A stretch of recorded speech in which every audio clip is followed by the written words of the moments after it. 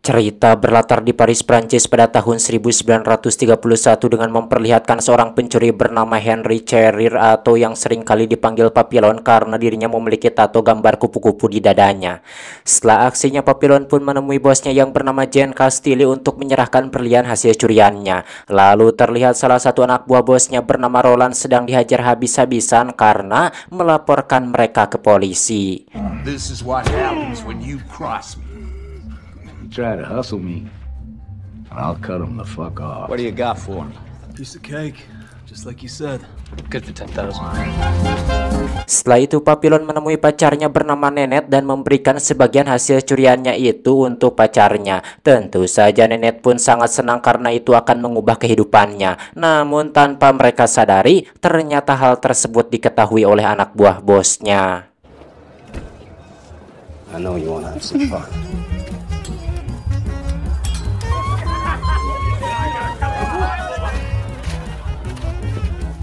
Nice riding our little horsey around. Let's go today. Dan keesokan paginya dua anggota polisi pun datang di mana mereka menuduh Papillon telah membunuh Roland, padahal bosnya lah yang sudah membunuh Roland. Ternyata Papillon dijebak oleh bosnya karena sudah berani mengambil sebagian hasil curian untuk pacarnya. Dan kini Papillon pun dihukum seumur hidup akibat kelicikan bosnya. Di mana saat itu Nenet yang khawatir pun menemuinya dan Papillon mengatakan bahwa dirinya akan berusaha melarikan diri dan membalas perlakuan mereka kepadanya. I can't believe they gave you a life sentence. First thing I'm gonna do when I get back is kill that lying rat witness. You need to appeal. And that you need to forget about me. Don't say that. I just need to concentrate on breaking out. Bobby. Come on. Come on. Lalu saat itu Papillon pun mulai menjalani hukumannya, dan karena pada masa itu Prancis sedang melakukan ekspansi kekuasaan ke Amerika, maka para narapidana akan menjalani hukuman mereka di sebuah pulau terpencil di Amerika Selatan dan tidak akan dianggap lagi sebagai warga Prancis. Kemudian mereka pun menaiki sebuah kapal besar yang dirancang khusus untuk narapidana, dan di sana Papillon pun mulai mencari rekannya di penjara ini bernama Julot yang mempunyai tujuan sama untuk kabur dari penjara. Karena untuk melarikan diri membutuhkan uang, lalu Papillon pun mendekati seorang jutawan bernama Louis Degas yang merupakan pembuat surat palsu, di mana Papillon menawarkannya perlindungan diri karena dirinya mendengar banyak napi jahat yang mengincarnya dengan imbalan uang yang dibutuhkan untuk kabur dari penjara. Namun Louis menolak karena merasa dirinya akan segera bebas lewat proses banding.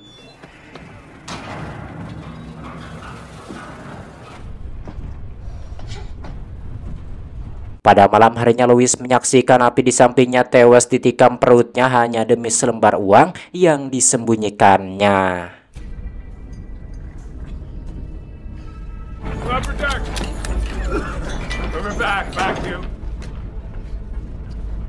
The animals can clean up their own mess. Come on, get rid of them. Setelah melihat kejadian itu, keesokan paginya Louis pun berubah pikiran dan menerima penawaran Papillon untuk menjaganya dengan imbalan uang untuk biaya pelarian Papillon. Keep me alive till I'm set up on the island. I'll underwrite any escape you care to arrange. My wife's working on my appeal. I'm confident I'll be home by Christmas. All right. Benar saja, pada malam harinya Louis hampir saja menjadi sasaran pembunuhan selanjutnya. Namun untungnya Papillon melihat hal itu lalu menghajar si gemblung hingga akhirnya Louis pun selamat dari pembunuhan tersebut.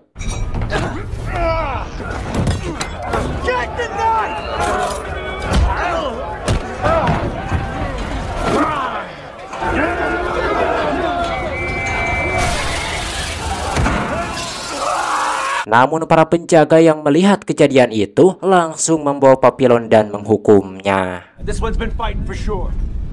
Time to go.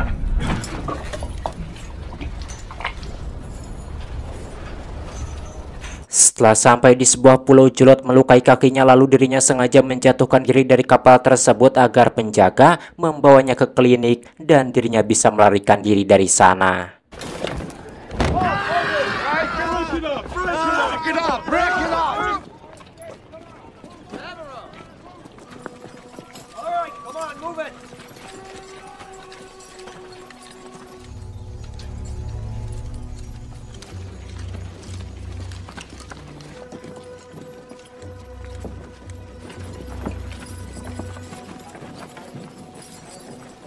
Kemudian saat itu kepala sipir memperingatkan jika mereka mencoba kabur maka penjaga akan langsung menembaknya. Dan jikalau mereka berhasil masuk ke hutan maka mereka akan mati kelaparan. Dan jika melalui lautan lepas, ikan hiu siap memangsa mereka. Dan apabila kembali tertangkap dalam pelarian pertama maka mereka akan ditempatkan di sel tersendiri. Lalu bila mana cobaan kabur kembali dilakukan maka mereka akan diisolasi tersendiri selama 5 tahun dan akan mendapat hukuman seumur hidup di pulau neraka ini. Second attempt, 5 years in solitary, followed by a life sentence at Devil's Island. Jesus Christ. Keep your eyes open, don't move.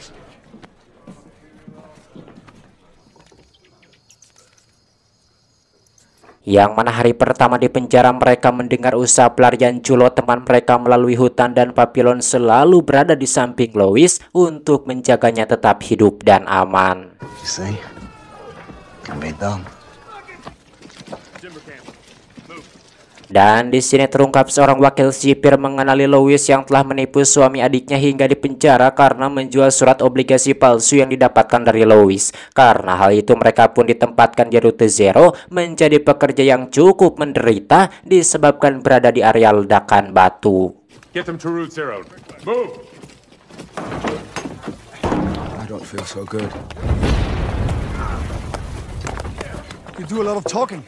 I do. Yeah. Karena pekerjaan ini Louis bahkan sempat menjatuhkan uang yang disembunyikan di pantatnya. Beruntungnya Papillon berhasil menemukannya kembali. I lost the money. Get up! Get up! Where is it now? Where do you think? You're gonna hold on to it this time. I don't care if you have to sew your ass up to do it. No, don't propose yet. I just don't like carrying things on my ass. Dan di sini terungkap rupanya Papillon pernah menjadi prajurit angkatan laut selama 18 bulan dan dirinya bertemu napi yang pernah menjadi angkatan laut juga bernama Selir. Lalu mereka pun merencanakan pelarian bersama menggunakan perahu yang mereka bisa beli dari seorang pelaut yang mengirim wanita penghibur ke penjara ini. Dan Papillon diminta $5.000 dan dalam waktu 3 hari pelaut itu akan datang kembali. How much does it take me up the coast? I'll be there for 3 more days. It's 5,000. Ketika Papillon dan Louis sedang mandi, datang 3 orang pria untuk memeras Louis karena mereka menyadari bahwa Louis memiliki uang. Untungnya di sini Papillon berhasil mengalahkan semua.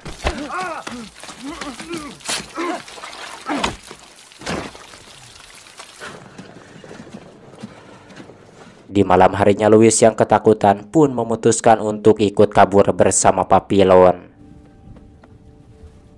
I need to go with you. You have a sail about. You can't come with me, Takeoff. But I still have to go with you. Dan keesokan harinya mereka semua dikumpulkan di lapangan untuk menyaksikan eksekusi mati terhadap Julot yang telah tertangkap kembali di hutan. Dan karena dirinya telah membunuh penjaga di sana, akhirnya Julot pun dihukum mati.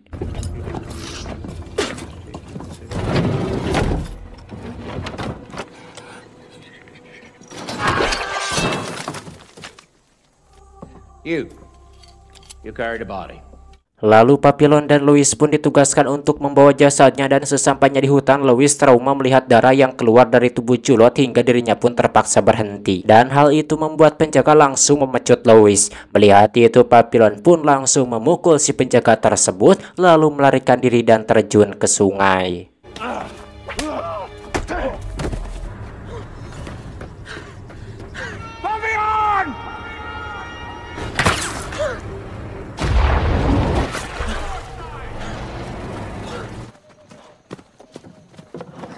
Sesampainya di dermaga, Papillon pun bertemu dengan pelaut itu, namun Papillon tidak bisa memberinya uang dikarenakan uangnya berada di si Louis. Hingga akhirnya Papillon pun kembali dibawa ke penjara.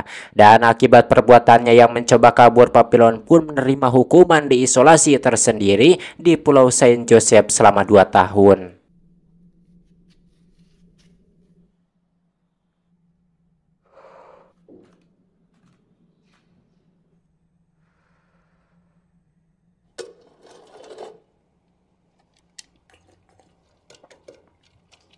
Dan selama berada di tempat ini, Papillon begitu menderita hingga membuat badannya kurus kering. Bahkan penjaga yang pernah dipukulnya ketika mencoba melarikan diri datang kepadanya dan memukulnya.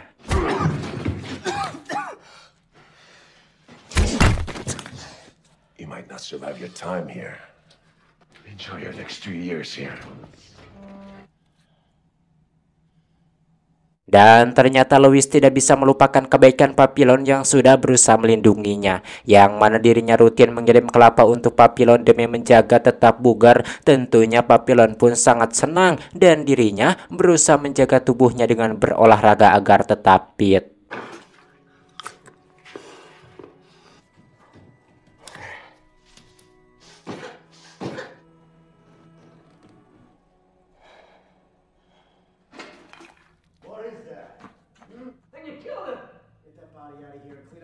Namun naasnya suatu hari kiriman kelapa itu diketahui oleh kepala sipir, akan tetapi Papillon tutup mulut demi untuk menjaga keamanan sahabatnya yaitu Louis. Karena hal tersebut Papillon pun mendapat hukuman yaitu dikurangi jatah makanannya dan dirinya kembali merasakan penderitaan yang lebih parah lagi.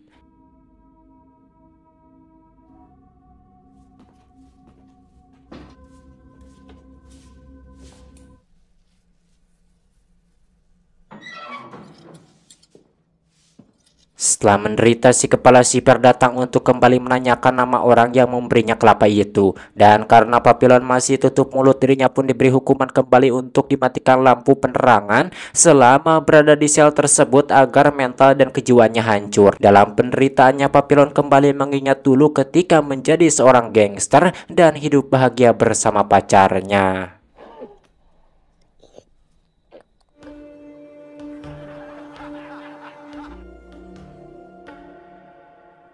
Lalu dirinya pun mulai berhalusinasi parah di sini seakan sedang membuka brankas namun tidak berhasil.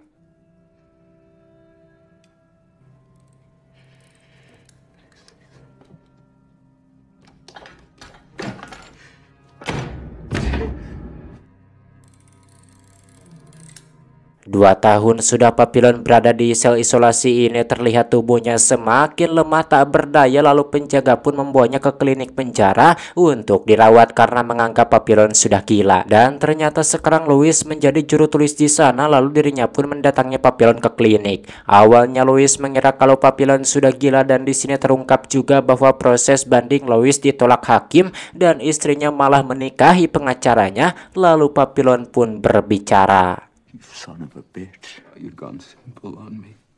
Rupanya Papillon berpura-pura gila itu untuk mengelabui para sipir. Lalu Papillon pun merencanakan pelariannya kembali, dan kali ini Louis ingin ikut dengannya. Di sini Louis pun memberitahukan bahwa pada malam minggu akan ada pemutaran film untuk menghibur politisi, di mana para penjaga akan sibuk dengan acara ini. Dan itu kesempatan baik bagi mereka untuk kabur karena mereka juga membutuhkan perahu. Akhirnya selir mereka ajak. Leave! Get out!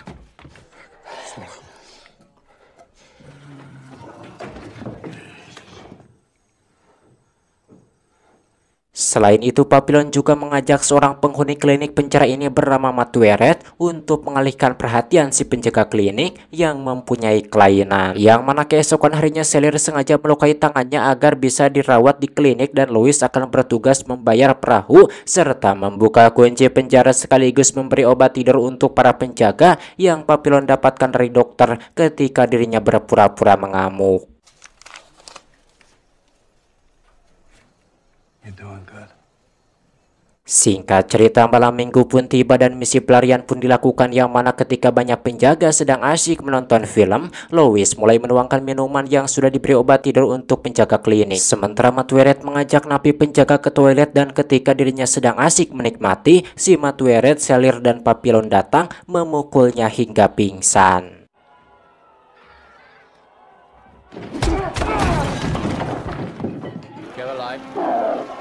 Yes, of course, sir. Namun di luar dugaan, tiba-tiba hujan turun dengan sangat lebat ngegebret hingga semua listrik pun padam. Tapi untungnya Louis sempat untuk mencuri kunci gerbang utama, lalu mereka pun mulai keluar melalui menara penjaga dan lompat dari sana.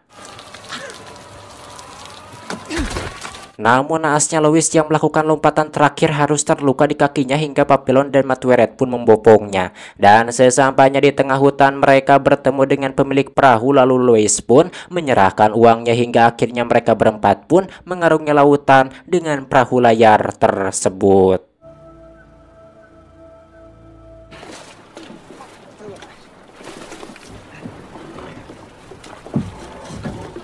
Namun sialnya tiba-tiba perahunya bocor membuat mereka terombang-ambing, lalu Selir pun memutuskan untuk membunuh Louis agar beban perahu berkurang. Namun Papillon dan Matueret mencegahnya, lalu Louis pun mengambil pisau itu dan menusuk Selir hingga tewas.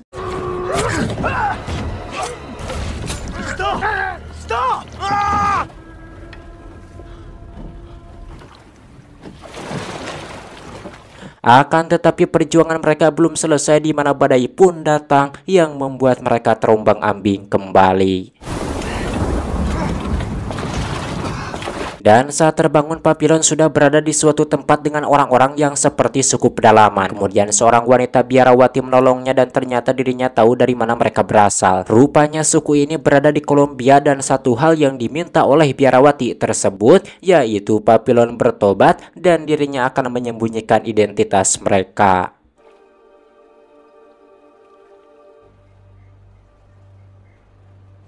We need to keep moving. With or without you. Our deal is done. Yang mana saat itu Louis dan Matueret pun merasa nyaman berada di tempat ini karena sudah seperti surga bagi mereka. Namun Papillon memutuskan untuk pergi, tapi di tengah perjalanan dirinya melihat mobil patroli yang mengejar mereka. Lalu Papillon pun kembali untuk menyelamatkan Louis dan Matueret, namun terlambat. Matueret tertembak dan tewas, sedangkan Papillon dan Louis dibawa kembali ke penjara.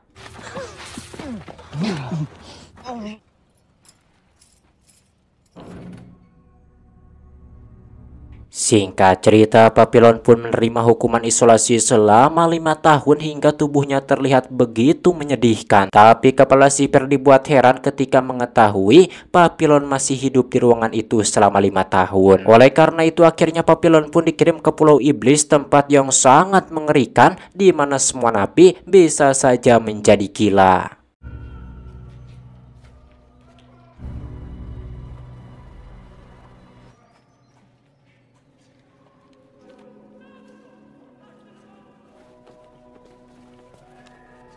Rupanya Louis sudah lebih dulu berada di Pulau Iblis ini, di mana wajah Louis pun sudah tidak karuan dan mereka yang tidak kuat berada di tempat ini pun mengakhiri hidupnya. Let's get some food in you.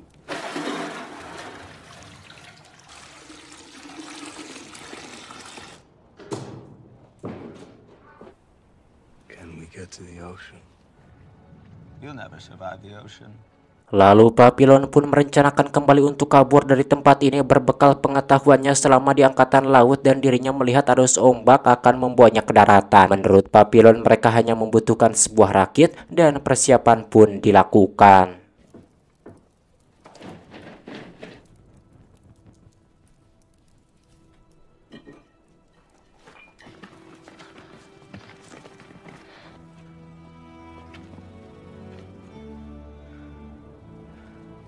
Namun setelah semuanya dipersiapkan, Papillon merasa terkejut karena ternyata Louis tidak akan ikut karena dirinya hanya ingin tinggal di tempat ini. Mendengar itu Papillon pun merasa sedih disebabkan harus terpisah dengan sahabat baiknya karena Louis ingin berada di Pulau Iblis ini sedangkan Papillon berjuang untuk hidup bebas.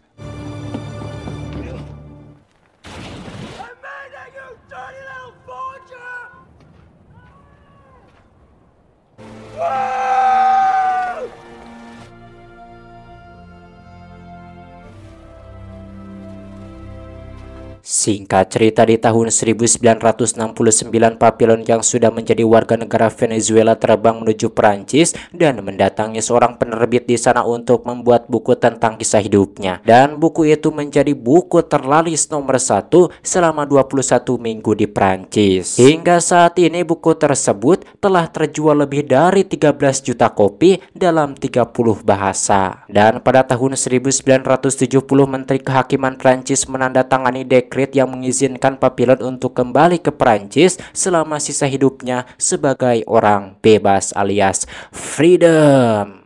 Haha. Tamat ending yang sangat memperjuangkan survive sekali. Wah, menurut teman-teman semua macam mana tentang film ini? Wah, menurut saya filmnya memang sungguh dan epic sekali tentang bertahan hidup dan pelariannya itu, dan kisah nyata lagi ini. Aduh, bukunya itu. Padahal ini mungkin diperbaharui lagi. Papillon itu ada tahun 1970 juga, ratingnya juga tinggi, dan memang karena kisahnya itu sangat menarik sekali tentang perjuangan siapa itu Henry Cavill atau Papillon untuk melarikan diri dari penjara neraka yang ada di Pulau Iblis itu. Saya mengucapkan minal aizin wal faizin kepada teman-teman semua yang selalu setia menemani, selalu menonton di channel ini. Minal aizin wal faizin, mohon maaf lahir dan batin dari saya. Allah. Insya Allah ntar saya ada giveaway bagi teman-teman semua. Kalau saya sudah gajian gitu.